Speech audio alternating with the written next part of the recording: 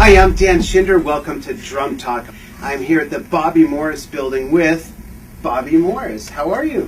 Fine. How are you? Great. Thank you so much for having me and my crew here. We're very excited about it. It's my pleasure. Really, really appreciate it. Funny thing is, Bobby asked me earlier, you said, how did you find out about me? It's like everybody knows Bobby Morris. Bobby Morris, in case you've lived under a rock for the last 60, 70 years, Bobby has worked with a flash in the pan you may have heard of by the name of Elvis Presley. You played with Louie Prima for, what, 10 years? Yeah, Louie Prima, Killy Smith. Yeah, and you also were the band leader for Barbra Streisand. Yeah. And worked with Bobby Darin. Bobby Darin and... some guy named Buddy Rich. Buddy Rich. Has anyone out there ever heard of Buddy Rich? You worked with Buddy Rich.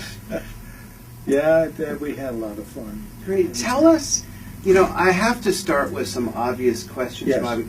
Tell us about your work with Elvis Presley and number one, what you did and what were things like back then? I mean, it was a different world in a lot of ways. Well, yes, it was. This was around 1969, and I was musical director for the International Hotel in Las Vegas.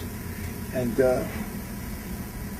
so Colonel Parker came and asked me if I would also be interested in being his conductor and playing some percussion. So I said I would be, but I got the permission from the hotel to do that. Mm-hmm. So I became officially his conductor, and I traveled. I met him in Hollywood, and they took me to MGM Studios, RCA Studios in Hollywood. Right. MGM is where he did all his movies and all that. And they brought me into this special room, a dining area, and all the executives of RCA were there. And on one side I had Elvis and Colonel Parker, and they wanted me to sit on the head table. I said, no, let me just sit over here. I didn't want to be that, You didn't want to upstage anybody. I don't want to upstage any. He says, no, you're the man, and you're our guest here. So, anyhow, we drove to. They took me into the studio and all over the recording studio. Showed all the million selling records and the movies that he made and all that. It was very interesting. Then we drove to his home in Hollywood, and there was a bunch of little girls outside screaming, scratching away at the limousine. And I spent the next couple of weeks there, and we went over many tunes and kind of put together his show. And tunes like Suspicious Minds, In the Ghetto, Memories, eventually they became very big hits. Right. And if you don't mind, I want to ask you something about that process. Being a drummer and a percussionist as a conductor and band leader, I feel that that's got to be a bit different from any other type of musician as a conductor and band leader, because your sense of rhythm is primary. Yes, correct? Yes. And I took some classes at UNLV, conducting musical direction and all that. So I had an idea. Basically, a drummer, the main thing is the time, for a band. And once you get the band set in the time, it is not necessary to wave your hands. But on the rubato things, it could be, it's necessary, especially, when it's on ballads. Right. So, we opened up at the International Hotel in Las Vegas, and but prior to that, I had quite a career of playing drums and different people. But I wound up as band leader. For some reason, Harry James was supposed to have the band. Oh. And but he the last minute, I feel like I'm in a strap here. Oh, I can't move. Here, lift your foot up. There we go. So, So were you asking were you pitching yourself? Harry James was supposed to be the band leader, but he changed his mind last minute. So Mr. Miller, the entertainment director, asked me if I would like to be the band leader at the International, because I was already doing the thing at the Flamingo. Right. I said yes. And, so I wound up, getting the band together, and it was quite an orchestra. Full rhythm section, full saxophone section, brass section, Right. And strings, about 22 strings. Mm-hmm. Then there were the Imperials and the Sweet Inspirations, and his personal players, Ronnie Tutt, good drummer, wonderful players, So it was tremendously successful. I mean, I don't know what to look. You want me to look over there? You could look at me there and there. You could look at Karina, wherever you're comfortable looking. I'm looking there, and there's I see myself on the screen. Yeah. Anyhow, it was very successful, and it started the Elvis thing, and became the biggest thing happening in the entertainment business. Bigger than anything that I've ever seen since, probably, right? Yes. Yeah. You were there basically when the term and the style rock and roll was invented, basically, right? Yes. When all that came to fruition. Yes. For years prior to that, I was doing many recordings at Capitol Records in the rock thing, and Will Gilmore was the A&R man, the engineer, and he kind of like asked me to come in a couple of times a week and do about 3 sessions a day in those years, because I guess he liked the intensity that I had, in our recordings with Louie and Keeley, and the Wildest, and the Call of the Wildest, right? And all that, and so and that was a situation that lasted for a couple of years, Right. and it was a wonderful. I played for I don't even know who it was. They just said so and so were doing a rock date for whoever, and we would come in and play, and with the ear, and they would hear a voice, and it was wonderful, and it paid well. That's great. Very well in those days. How do you feel about rock and roll, quote unquote, enduring all these years? Well, I think rock and roll has like progressed into this fusion rock, and one of my favorite drummers, Steve Smith, is wonderful, and Dave Weckl and Greg Bissonette and friends. Right. So these are some of the contemporaries that you appreciate now, right? Yes, and it evolved into a kind of a jazz fusion thing, where prior to that it was basically a rock beat, that type of thing. And then it evolved into jazz and rock, and it became like so interesting and so wonderful that I listen to it all the time, and I try to play, that kind of a style, because that's the modern age. Yes. And if anybody hasn't heard those people, Greg and Dave Weckl and Steve Smith, by all means get their DVDs, because they're so interesting and so wonderful and so exciting. Yeah, and I have to say to the audience, this is coming from a man who, A, was one of the first double bass drum players, and B, is credited for inventing, if I could use that word, the shuffle beat. So, I mean, for you to have a reference to those other players is a big thing. Well, let me tell you how the shuffle beat evolved. Okay. I was working with a jazz group, my own jazz group, in the lounge at the Sahara Hotel, the Casbah Lounge, and Louie Prima and Keeley came in with a band, but it was a band that was they were playing big band things, cut down to a small band, so it wasn't quite happening. Anyhow, we had the jazz group at that time. Jack Prince and the Paupers, Bobby Morris, jazz band, whatever. So Sam Butera came and got a hold of me. We were running sessions at the Black Magic in Las Vegas.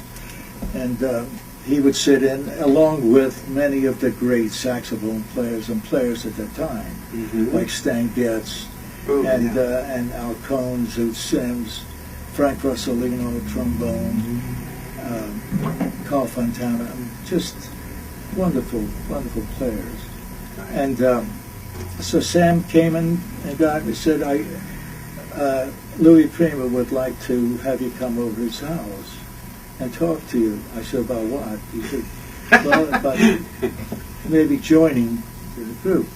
So anyhow, I went to see Louie, and he kind of hypnotized me. You know, he's got a hypnotic spell about him. And he said, I'd like you to join the group because we're missing like that link that we feel that would make it successful on recordings. So you literally were the missing link. Yeah. So he and I said, well, I don't know. I have this jazz group, and we're working steady. We were working opposite them at the time. So he said, well, we're going to do the Frank Sinatra special, the Colgate Comedy Hour, Perry Como show, Dinah Shore every 2 weeks. We're about to sign with Capitol Records, but I need you, you know, to. So we agreed on the price, which was more than what I was making, and that had some bearing on it at the time. But I said, but I have an idea.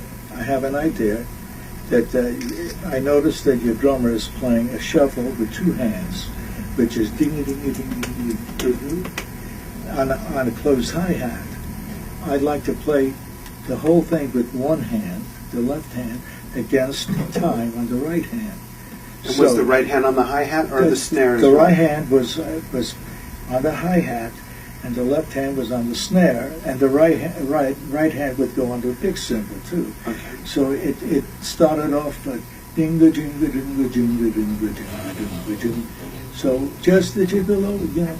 So we got together at his house, and I played this shuffle that I had in mind, never anticipating that it would be played at those kind of tempos. That he wanted it at every tempo. He wanted, to use it because to play it at this tempo, you know, it's like, well, that's. But anyhow, it's what it is a dotted 8/16 note, and it's accenting 2 and 4. Okay. So it's against time. But then when you pick up the tempo, then when you go fast, up there.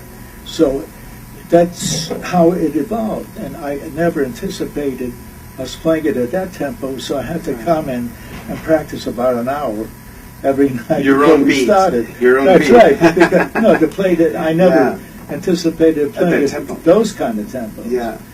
So. And what were those tempos? I mean, were they like literally like? Often could it be that fast or faster? Oh, much faster. Yes, faster. Yeah.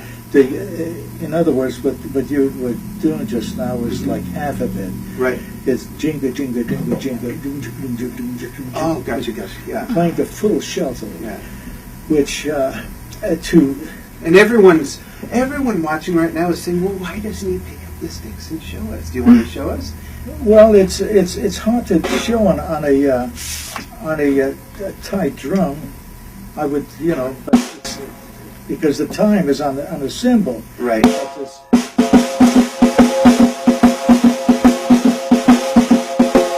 So you're playing the shuffle.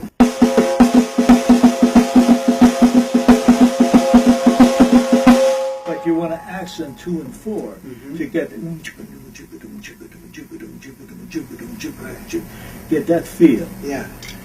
So that's how it evolved, and I started, recording a lot of people, and Keely Smith did her own recordings, and she flew me in, and on staff was Shelley Mann and Alvin Stoller at that time. That was Reprise Records. and I know we opened up with When You're Smiling and the Chic, and it was like this tempo. When you're smiling, that tempo up there. And I heard in back of me, and from Sheldon, oh my God. Except he was using profanity. Oh, crap, you know. I said, what's the matter, Sheldon? Yeah, I turned around. He said, something wrong? I thought maybe I was doing something wrong. He said, how the hell do you do that? So anyhow, we became friends. And it started a thing, and I didn't realize how it progressed. I did the Nat show a couple of years ago, and there was all these drummers, Yamaha guys that were with Yamaha at the time. I don't know if Steve Smith was with Yamaha, but they were all there, and they were all performing on stage, and I was introduced in the audience. Oh, nice. And they all came, I said, my God, I felt, me? Yeah. I mean, here you are, like, oh. Anyhow, he said, no, man, you really created something. So that's how it started. That's great. And it has really endured. Yes. I mean, you still hear it in new music today of different styles. But, that Jump, Jive, and Well became very big, and they flew me to San Francisco. I did a Louie Prima Keely Smith tribute with Louie Prima Jr. So we did the the Jump, Jive, and Well became a national big hit. Right. And I had about 20 drummers in the back of me, and you still got to play the shuffle and do the kicks, with your feet, right. And then you boom, boom, boom, boom, while you're playing the shuffle. Right. Very polyrhythmic. So it was just wonderful, and they sent jets for me on quite a few occasions. That's great. And to play some concerts there. And with wonderful San Francisco musicians and all that. So it was just marvelous. I have some more, if you don't mind, drumming questions for the audience. Of course. My audience is made up of Yes. drummers and percussionists from over 70 countries. Yes. We all have different backgrounds. We all have different influences. Some of them have been playing a year or 5. Some of them have been playing 55. Sure. And what I want to ask you, Bobby, is what basic advice could you offer to any drummer of any style, of any length of time having been playing? What are some basics that we must not forget? The most important thing is perseverance. Mm-hmm. And I started studying with Henry Abler at the age of 10. And Freddie Gruber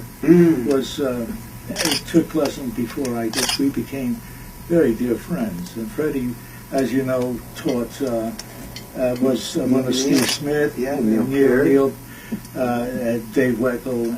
So anyhow, Freddie and I have been very good friends ever since. Great. So, but the main thing was I was 10 years old, and I would practice on a drum pad, okay? Right. And you have to practice on a drum pad to develop your technique and develop your rudiments. Mm-hmm. So I would take a lesson. It was $3 a lesson at the time, and I would go from Brooklyn to New York, the hotel that Henry Abler was teaching at, and but I would practice about 8 hours a day till my calluses on. I mean, I was so Freddie and I. Every time Freddie would take his lesson, Henry would say, "Come on in here, Bobby. Come in here, Freddie. Here, Bobby. And like we were trying to like outfast each other. Out rudiment. Because we were playing in paradiddles, and rhythm cues and all the roles, and which I want to indicate to the drummers out there how important that is. Thank you, because I was going to ask about that. A lot of drummers take it for granted and don't want to spend the time. Rudiments is, you practice the rudiments and you try to develop speed, but the rudiments come in very handily and very when you're performing. And especially in drum solos, it gives you flexibility. Right. But the more time that you put in practice, the more you're going to get out of it. There's no shortcuts. If you want to develop strong, good hands, good fingers, good technique between hands and feet, and coordination and all that. Right. And Jim Chapin was a very good friend of mine, and as you know, his book is very successful. Absolutely. The syncopated coordination between hands and feet. And it's a wonderful book. He's a wonderful man, and unfortunately just passed away, as did Freddie Gruber. Right. We were at the show in New York for the drum show, and they filmed most of us, especially the ones that had passed away. Buddy Rich, Louie Bellson, and Freddie Gruber, different people, and it was an amazing show. And all you guys were good because you stuck with your rudiments and you developed them to apply them to your own right. And because I stuck with my rudiments and because I worked so hard, I was able to incorporate it in whatever type of music. Eventually I wound up with Latin bands.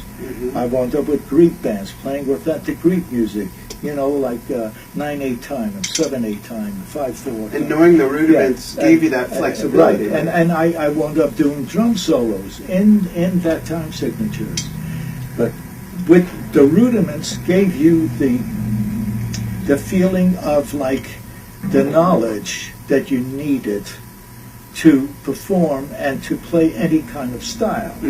And when I first started, I worked on 52nd Street in New York. It's a jazz street, and I was working at the time with Chuck Wayne and Gene Yanovi, and we were working next door, and everybody's saying, "Oh, there's a band going to be opening up," and from Harlem.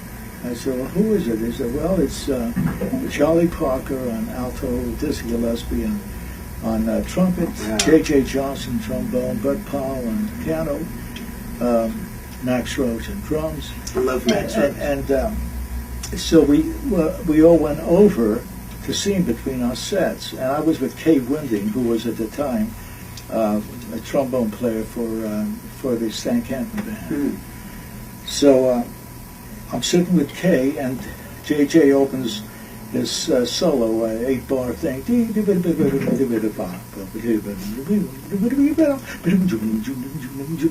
and Max Roach, and it goes into a thing, and Kay's walking out of the club with his trombone. I said, "Where are you going, Kay?" He said, I'm gonna go across the street, and I'm gonna put this trombone, and I'm going to let the first cab run over.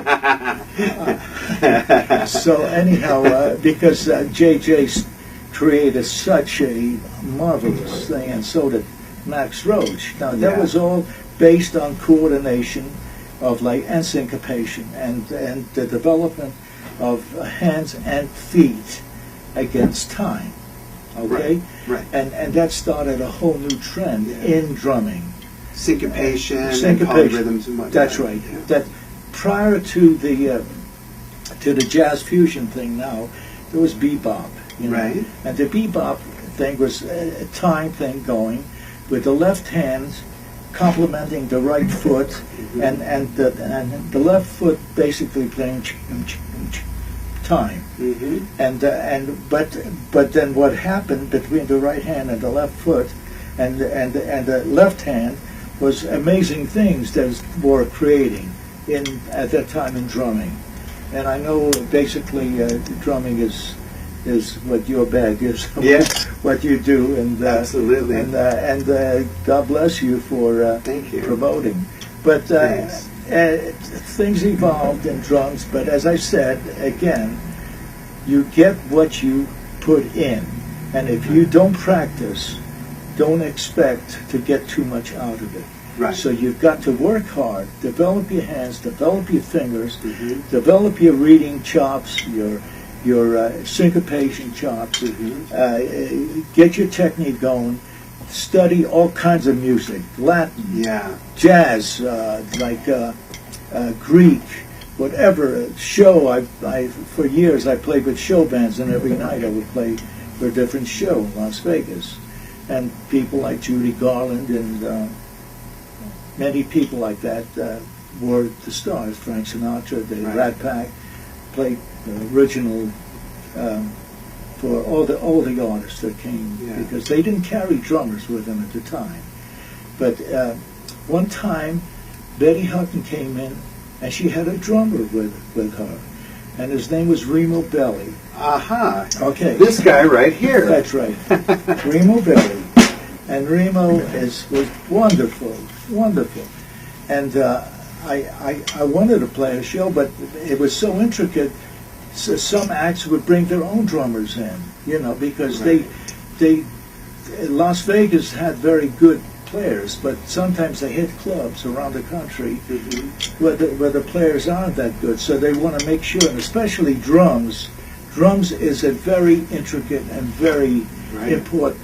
Drums is the most important instrument in a band. Definitely. Okay, I'll give you another example. One time I couldn't show up to do a show, and Sugar Ray Robinson was on the thing, and George Burns. George Burns, okay. And Sugar Ray would open, and we would do the thing together, fours and fours and fours and fours, between tap dancing and drumming. And so anyhow, one night, because at that time there was only one way to get across from the west side of Las Vegas to the east side, and that was through the Charleston Underpass. So there was a big rainstorm, and the underpass flooded, and I couldn't get through. Just couldn't get across. I couldn't get through. To make a long story short, the show did not go on that night. Wow. Because I did not show up. They couldn't just throw any other drummer in because of the intricacies of what you knew. They couldn't just get a stand-in for something like that. They couldn't because, well, first of all, not only that, but the fact was that it was so spur of the moment they couldn't anyhow. Right. Even if they could, they couldn't. Right. Because of the time element involved. Yeah. So anyhow, I'm just trying to point out the importance of drumming, and how underrated some people think drums are. Drums are the most important instrument in an orchestra, and drums is what carries, what sets the groove, what sets the mood, what sets the time, and what sets the whole aspect of the musicianship and the musical bag of the orchestra. Without drums, you don't have an orchestra. Right. And you got an orchestra if a saxophone player doesn't show up, right, if a trumpet player doesn't show up. Right. But drums is the most important instrument, and people don't realize that. But perhaps maybe if they watch Dan here, Dan Shinder, and the show, they would realize how important the drums are. Thank you very much. It's, from a listener standpoint, it's what the listener taps their toe to. It's what they bop their head to. Yes. It's what they sway their hips to. It's what Elvis did all those moves to. In fact, can you get up and show us your favorite Elvis move? No, I'm not an Elvis impersonator. This book is Early Rhythm and Blues. And in this book is it's Spotlight On, and it's Fabulous 50s Part 1, Louie Prima and the Birth of the Lounge, Jump, Jive, and Wail. And in this picture, which camera should I show it to? I'll show it over here. In this picture is a picture of Bobby Morris, who was one of the very first players to play with a double bass drum. And I noticed, not in this picture, one of the other pictures in the Elvis book, I noticed, and this is real gratifying for me, I noticed that you didn't have any front heads on the bass drums. I haven't had a front head on the bass, on one of the kits I use. I haven't had a front head on it since 1983. people thought I was nuts, and still do for many reasons, but that's one of them. What did they think back then when A, you broke out a second bass drum, and B, you said, I'm taking my heads off of these things, I just want them to breathe? What kind of response did you get to that? Well, it gives it a different type of sound. In other words, instead of like a piercing boom sound, it gives it more of a thud type of sound.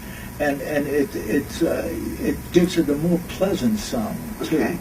And double bass drums, Louie Bellson and I believe, were probably the first ones, and we were both at the time with Slingerland drums. And I was traveling with for Slingerland for many years, and it became quite important and interesting, and many drummers picked up on it, because what the double bass drum does is it gives you freedom to do things with your hands, and accenting and copying the things with your feet that you're doing with your hands. So it gives you another avenue of expression. Right. And it's a wonderful. I feel very comfortable. Sometimes now when I don't play with double bass, I feel kind of lost, because I got so used to playing with double bass drums. Right. No, not that you need to use double bass drums all the time. A double bass drum is only used for like solo work, or for fills, certain accents maybe, and fills like that, and different things, and that you could incorporate. Jump into a double time. That's right. Transition, Yes, like and make it very, very exciting. Yeah. It's just a wonderful innovation playing two bass drums, and it opens up a whole new drumming. It does, and I have to say, just on a quick note, Slingerland has a special place in my heart, because my two smallest drums and my two largest drums are Slingerland. When I was about 9 or 10, I had a 5-piece Pro kit, and my parents got me a pair of concert times, an 8-inch and a 10-inch, and they're Slingerland. Right. Fast forward a few years later, in 1977, after my father took me to see Led Zeppelin, I said, I have to have a pair of timpani drums. Right. What kid asked for timpani drums for their drum kit? Well, I was playing them in concert band and orchestra as well. Yeah. They found a pair of timpani drums that were being sold by a gentleman who you might know by the name of Mel Zelnick. And Mel played with Artie Shaw back then. Mel Zelnick is wonderful. Yeah, and he had a music store near our house in West Hills, California. Sure. He happened to be selling them. I have Mel's old Slingerland pedal tune timpani drums from, I think, the late 50s. I'm honestly not sure, but I'm pretty sure that's when they're from. I see. So when I see Slingerland, and right now we'll show an old Slingerland ad featuring Bobby with Slingerland drums, it's pretty neat. They're vintage, and they still sound wonderful. I have them set up with my kit now still. As a matter of fact, I got Buddy Rich with Slingerland. He was with Rogers Drums. Right. And we became very good friends when I was with Louie. And one time, if I may, I tell you a quick story. Sure, absolutely. Chick Heaney was a drummer with Freddie Bell, and wonderful lounge group. And Buddy Rich and Chick were very good friends. Now, Buddy came in many times to see us, Louie and Keeley, at the Casbah Lounge. But I never went over to say hello to him, because I figured, I'll say hello, and he would say, oh, you're a drummer, big deal, bye, whatever. So I didn't. So anyhow, as I was passing by their table at the old Silver Slipper, Chick Heaney said, oh, no, I said, hi, Chick, how are you? And Buddy grabbed my arm. He says, hey, what do you have to do, win a damn downbeat pole before you say hello, I said, no, Buddy, because I'm sorry, but I thought that I'd come over and I would introduce myself, say I'm a drummer, and no, Bobby, I wouldn't fluff you off. That's really nice. I wouldn't fluff you off, man. The reason I've been coming in is, like, my God, man, how do you do that? That's really like cool. those tempos, from buddies. So we became friends, and I helped him put his band together, and later on we we did some traveling and some touring. And Right. You kept his band in shape, basically. well, right? Buddy is such a magnificent player that I would play down the arrangement, then he immediately, like he had such unbelievable, impeccable ears, that he would play it like without, like in moments later, Right. and play it all down like completely the way it was without reading, because he had the ears to do it. Right. That's really cool. I have another picture I'd like to show. This is a great book that's also good for working out your arms for drumming, because it must weigh 15 pounds. Right. It's called Sticks and Skins, and I'm going to open up to a page here. Hope I could do this without falling off, but here's a great expose here on Bobby Morris right here. And I was telling Bobby when we were peeking at this before we actually started filming, that I didn't realize you'd been here since 1950. Wow. Yeah, I was quite It's a young. long time. Quite young. I wasn't able to go into the lounges then because I was underage. Right. So you have to be over 21 to. Yeah. But yeah, really cool I've been stuff. in Las Vegas since they had 5 hotels: the Flamingo, Wow. the Thunderbird, the Desert Inn, the Desert Inn, the El Rancho, and the let me see, Sahara. No, not the Sahara. The Flamingo, the Desert Inn, the Old Frontier.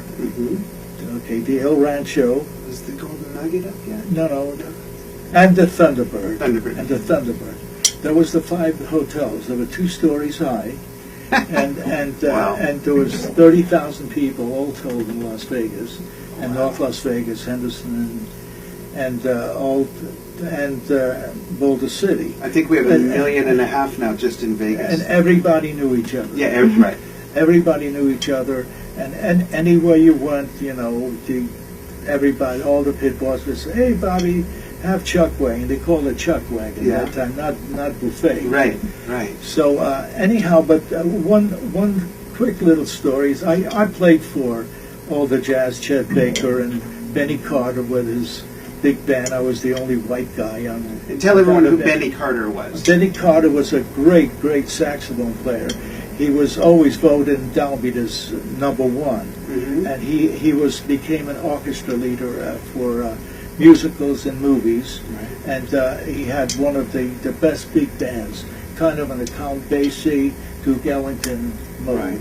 And he opened the Moulin Rouge. He opened the right? Moulin Rouge, Yeah. and so they hired me, and I was the only white guy in the band, and of course, and I felt honored, to play with all these great players, and so that was a very, very big opening, and Benny Carter was a wonderful saxophone player. Oh, that's great. But then I wound up playing, going to San Francisco, and I played with Chet Baker and Wardell Gray and Sonny Rollins and people on that basis. Oh, what experience! And Oscar Peterson and Pettiford and many jazz players, of the day. Right. And Dizzy and Charlie Parker. I played with, saddened with them, and played with everybody at that time. That's great. But it was a wonderful experience and a wonderful life, and it all came from drumming, from practicing, and from practicing your rudiments, Right. and like paradiddle, Rattle McHugh's, I was going to ask you before we wrap it up. Would you like me to play? I'd like you to maybe show me something, maybe what you do and feel is a good warm-up for just some sticking, maybe before you really cut loose on your drum kit, or what could you show me that I could show everybody else at the same time? Absolutely. As a warm-up, don't warm up on a drum. You warm up on the drum pad. Right. Okay, and do everything slow. In order to develop speed, you want to do everything slow. And as you hit the drum, just bring it back, accent, and bring it back. Let it flow, and okay, and that's, do it very slow, and then do the same thing with up. Put it all the way up. Yeah, there you go. See, that'll strengthen your wrist. And get more motion. Okay, now to get to your left hand and do with the hand, you start off with doing that. Okay, right. Then you do it 1 and 2 and 3 and 4 and 1 and 2 and 3 and 4. Then you do triplets. 1, 2, 3, 4. 1, 2, 3, 4. And then you speed it up. You can work with a metronome. Eventually, you could get it up to that speed. Right. But like I said before, in order to get speed, you've got to start off slow. Right. Everything has to be slow. And you want to develop your hands, and you want to practice your rudiments and paradiddles. Like okay, double.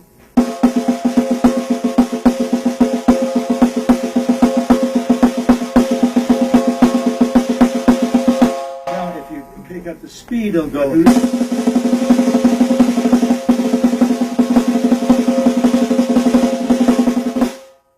So, yeah. And you could go faster and faster. People are used to seeing me play like this. Like that, yeah. right. I have lately, I've been practicing more like this, which is how I started out, like we all do. Right. And sometimes I play French grip, sometimes I play German. Right.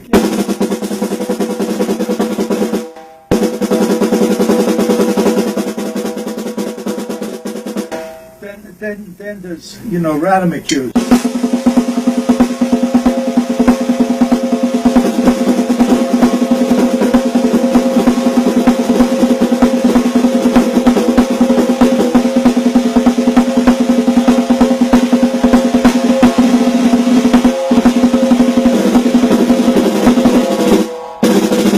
They do the triplets.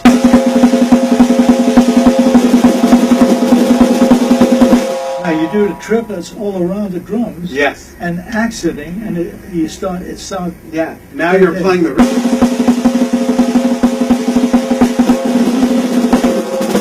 Yeah. Then you do offbeat paradiddles.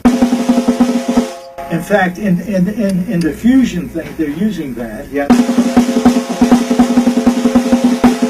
Foot.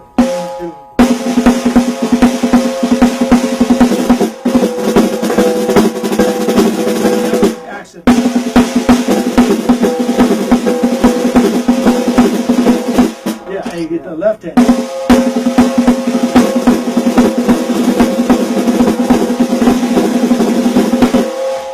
Sounds cool. That's good. Yeah, That's good. thanks. That's good. But I'm going to go and practice. But you do it all around your drum. Right. And I think Now, what if you do triplets, then you use all the drums.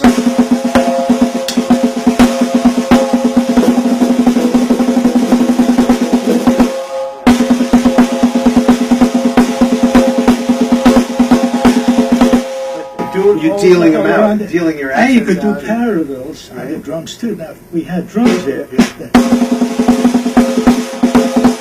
it around.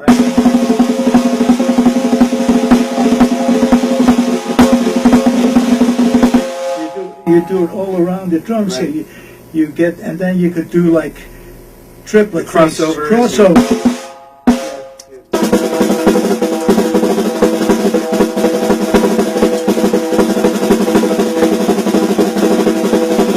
There you go.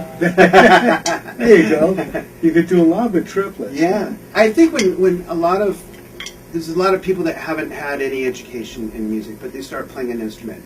And I think when it comes to drummers, often they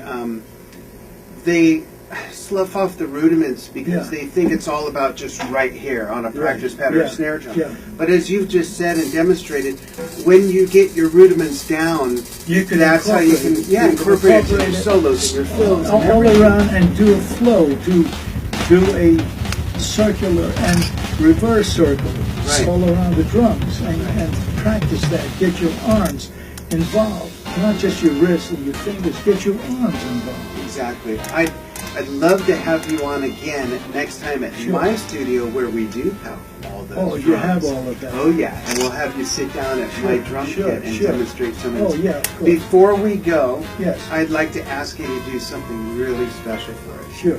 What I'd like you to do is, I'm going to move this drum out of the way so the camera can get you. I'd like you to sign that seat. I want you to be the first guest to sign that seat. I have a pen here. Because that's the seat that eventually we're going to auction off for a very special cause. Sure. So if you want to sign it right on one of the cheeks of the seat. As I, How do I get up? Yeah.